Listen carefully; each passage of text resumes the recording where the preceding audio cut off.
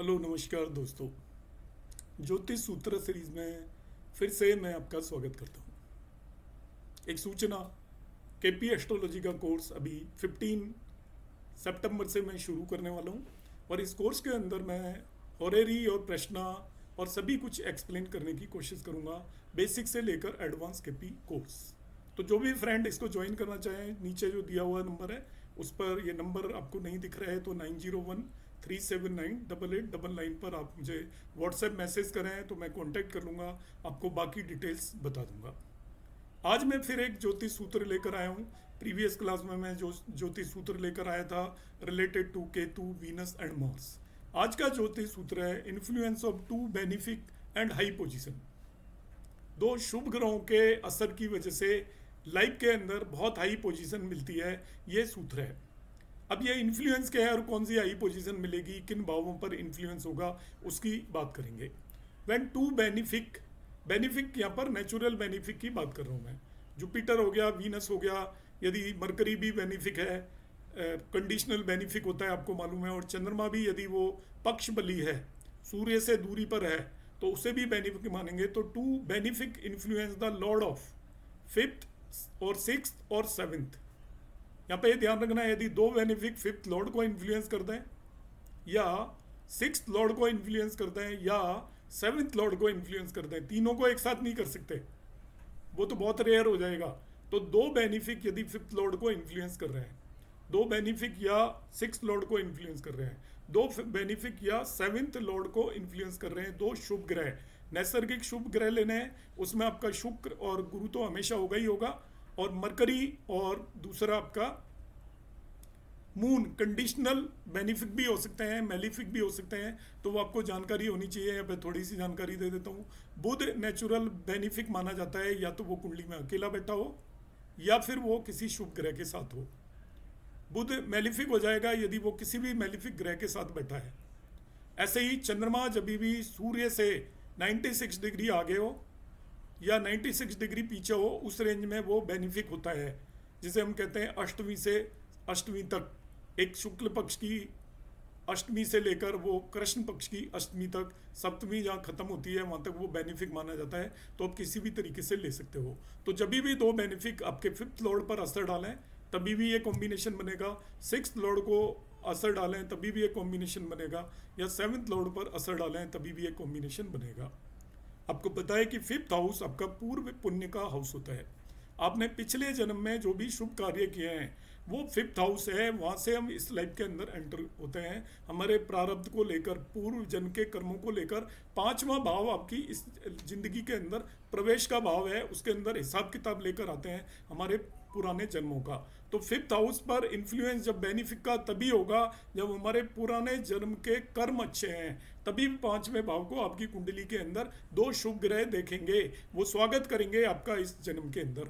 और स्वागत करेंगे तो वो कोई आपका शुभ ग्रह स्वागत कर रहा है, तो आप किसी अच्छे काम को करने के लिए इस लाइफ के अंदर आए हैं, आप ऐसा समझ सकते हो। बहुत सारे लोग इसकी बात करते हैं बार बार कि मैं इस दुनिया में किस लिए आया हूँ, मेरे कैसे कर्म होंगे। तो मैं आपको यहाँ पर वो सूत्र दे रहा हूँ कि आप पांचवा भाव देखिए, यदि आपका पांचवा भाव या पांचवें भाव के स्वामी पर शुभ ग्रहों का असर है तो इसका मतलब इस जिंदगी के अंदर कुछ अच्छा करने के लिए आए हैं, और अशुभ ग्रहों का असर है तो आप कुछ खराब करने के लिए आए हैं। इस तरीके का आप इंटरप्रिटेशन कर सकते हैं, और कंबाइंड है तो आप अच्छा बुरा दोनों तरीके के कार्य करेंगे, इसलिए आपने इस जीवन के अंदर प्रवेश किया है। Sixth house is house of determination. आपके अंदर कितना डिटर्मिनेशन है उसको सिक्स हाउस रिप्रेजेंट करता है, कितना डिसिप्लिन है उसको सिक्स हाउस रिप्रेजेंट करता है, कंपटीशन को रिप्रेजेंट करता है। जब दो शुभ ग्रह सिक्स लॉर्ड पर इन्फ्लुएंस डाल रहे हैं तो आप ये मान के चलिए कि वो आपके डिटर्मिनेशन को बढ़ा रहे हैं, आपकी कंपिटिटिव पावर को बढ़ा रहे हैं, और आपकी जो कमियां हैं सिक्स हाउस की उन्हें कम कर रहे हैं। तो ऐसा पर्सन भी लाइफ में हाई पोजिशन को अटेन करता है। Seventh house is seventh house the भावत भावम of tenth and fourth house. सातवां भाव 10 से 10th होता है, तो उसका भावत भाव में जो 10वें भाव ने जो रिजल्ट देने हैं वही सातवां भाव भी देगा। वो नेम और फेम का भाव होता है 10th हाउस, आपके प्रोफेशन का भाव होता है, पॉपुलरिटी का भाव होता है। कर्मास का भाव होता है, तो 7th हाउस भी उसका अल्टरनेट भाव है, 10 में से 10वां हो जाता है। साथ ही साथ जो 7वां भाव है वो चौथे से भी चौथा होता है, तो 4th हाउस का भी भावत भाव है। तो 4th हाउस का भी आपको आपकी पॉपुलैरिटी, पब्लिक के अंदर आपकी क्या इमेज है, पब्लिक में आप का कांटेक्ट कैसा है, हैप्पीनेस कितनी है आपके घर के अंदर, और आपका उन सभी कर्मों को भी ये रिप्रेजेंट करता है जो आप घर पर बैठ के करते हैं। तो 7th हाउस वेरी इंपॉर्टेंट हो जाता है। तो 7th हाउस पर भी जब दो शुभ ग्रहों का असर हो तो आपकी नेम और फेम होगी, आपकी पब्लिक परसेप्शन आपके बारे में बहुत अच्छा होगा, लोग आपकी बहुत अच्छी इमेज मानकर चलेंगे। आपको एक प्लेटफॉर्म मिलेगा जिस पर जाकर आप पब्लिक के सामने अपने विचार रख पाएंगे, आपके व्यूज को लोग जान पाएंगे। ऐसा कॉम्बिनेशन होता है 7th हाउस। तो 7th हाउस पर भी दो शुभ ग्रहों का असर हो तो वो बहुत बेटर होगा। When the lord of any these houses get support of two benefic, then the action of the house get support. उस हाउस के वो एक्शन सपोर्ट लेंगे जो बेटर एक्शन है, और नेगेटिव एक्शंस खत्म हो जाएंगे। This the rise comes through the house significations. उस वो पर्सन कैसे आगे बढ़ेगा वो डिपेंड करेगा कि 5th लॉर्ड पर दो प्लेनेट का असर है, या 6th लॉर्ड पर है, या 7th लॉर्ड पर है। 5th लॉर्ड पर दो प्लेनेट का असर है तो आप हो सकता है कि एजुकेशन में बहुत हाई हो जाए, आपकी संतान की वजह से आपकी पॉपुलैरिटी हो जाए, आपको तंत्र मंत्र की सिद्धि हो जाए, आपको कोई ज्ञान हो जाए, नॉलेज हो जाए, एक्स्ट्रा ऑर्डनरी नॉलेज की वजह से आपकी पॉपुलैरिटी होगी, वर्ल्ड वाइड हो सकती है, कंट्री वाइज हो सकती है। जब 6th हाउस में यदि दो बेनिफिक प्लेनेट का 6th लॉर्ड पर असर है तो आप बहुत अच्छे स्पोर्ट्स पर्सन हो सकते हैं, ऐसा कोई कारनामा कर सकते हैं जो कि दूसरा नहीं कर पाते। और 7th हाउस का मतलब आपको स्टेज मिल सकती है, आपकी नेम और फेम हो सकती है, आपके कर्मों के थ्रू आपको इस तरीके की पॉपुलैरिटी मिलेगी। हम तो आपको ये देखना है कि किस लॉर्ड को वो एस्पेक्ट कर रहे हैं, दो बेनिफिक प्लेनेट इन्फ्लुएंस कर रहे हैं, उसके बेसिस पर आप डिसाइड करेंगे कि आपको किस बेसिस पर हाई पोजीशन यहाँ पर मिलेगी। ये कुंडली आपको नजर आ रही है, हमारे एक्स प्राइम मिनिस्टर मुरारजी भाई देसाई की कुंडली है। मुरारजी भाई देसाई की लाइफ के अंदर बहुत स्ट्रगल थी, वो बहुत बड़े टॉल लीडर थे शुरू से ही। ऐसा था कि वन जवाहरलाल नेहरू के बाद ये चांस थे कि मुरारजी भाई देसाई प्राइम मिनिस्टर बनेंगे, इसकी बहुत ज़्यादा पॉसिबिलिटी थी। वो बॉम्बे जब कंबाइंड गुजरात और महाराष्ट्र था उसके चीफ मिनिस्टर रहे थे, इनिशियली वो कलेक्टर थे अंग्रेज़ों के ज़माने में, और वो धीरे धीरे स्ट्रगल करके अपनी लाइफ के एंड में जाके वो उनको थोड़े से समय के लिए प्राइम मिनिस्टर बनने का मौका मिला, जबकि वो डिजर्विंग कैंडिडेट थे उस टाइम पर, सब लोग समझते थे, हाईली इंटेलेक्चुअल टाइप के पर्सन थे वो। तो उनकी कुंडली में क्या कॉम्बिनेशन थे, मगर वो बने प्रधानमंत्री आखिरकार। 1977 के अंदर जब इंदिरा गांधी को डिफीट की थी जनता पार्टी ने, तो प्राइम मिनिस्टर मुरारजी देसाई को बनाया गया।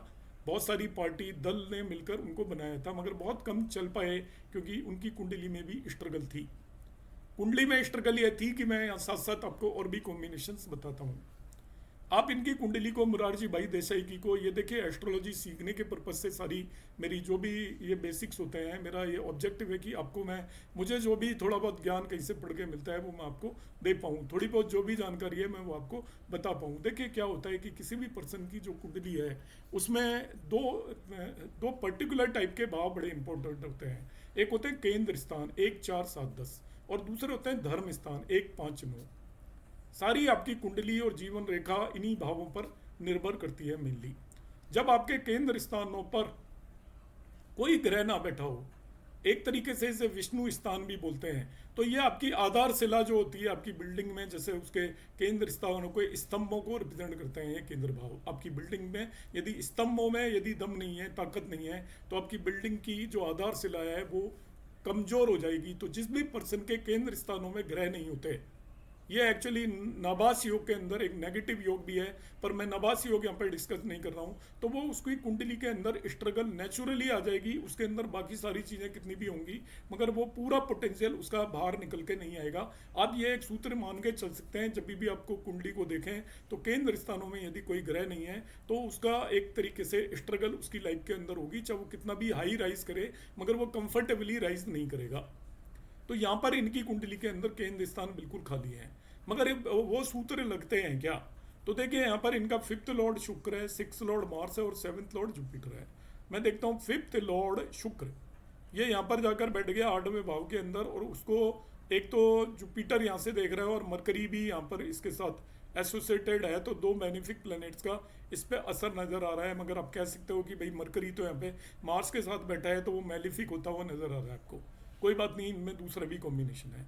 इनका जो 7th लॉर्ड है जुपिटर, देखिए जुपिटर पर अब आपका बेनिफिक इन्फ्लुएंस हो गया 7th लॉर्ड पर वीनस एंड मरकरी का, या मरकरी को ले लेते हैं तो मरकरी पर जुपिटर और वीनस का यहाँ पर इन्फ्लुएंस है। अब मार्स को ले लीजिए, अब 6th लॉर्ड को, तो मार्स पे क्लियर कट जुपिटर एस्पेक्ट कर रहा है। अब जुपिटर तो फंक्शनल बेनिफिक है और वीनस भी इन्फ्लुएंस कर रहा है, तो 6th लॉर्ड पर क्लियर कट दो शुभ ग्रहों का असर है। मैं मरकरी को भी मेलिफिक मान लूँ, वैसे तो एक्चुअली 6th लॉर्ड पर भी है, 7th लॉर्ड पर भी है, 8th लॉर्ड पर भी है, मगर यहाँ पे मरकरी प्योरली बेनिफिक नहीं है।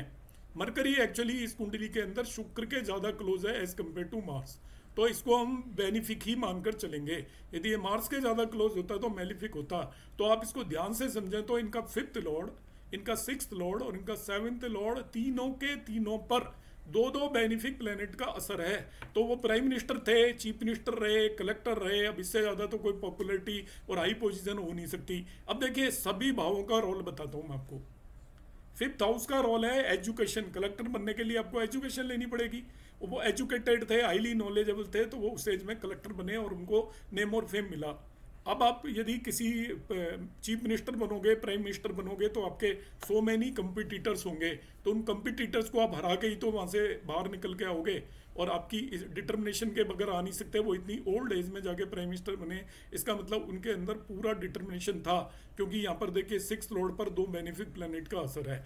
फिर वो एक्सपोजर, पब्लिक एक्सपोजर, क्योंकि वो मास लीडर थे, ही वॉज प्राइम मिनिस्टर का मतलब डेमोक्रेसी में एक मास लीडर होगा जो बॉम्बे प्रोविंस के अंदर हाईली पॉपुलर थे, गुजरात के भी चीफ मिनिस्टर वो रहे थे। तो वो उस पर्टिकुलर जो 7th हाउस पब्लिक एक्सपोजर को रिप्रेजेंट करता है, 4 to 4th को रिप्रेजेंट करता है और 10 to 10th को भी रिप्रेजेंट करता है। कर्मों की वजह से भी वो पॉपुलर थे। तो देखिए इस कुंडली के अंदर ये सारे सूत्र तीनों कॉम्बिनेशन लग रहे हैं, तो तीनों कॉम्बिनेशन लग रहे हैं, तो वो प्राइम मिनिस्टर की पोस्ट पर पहुंचे।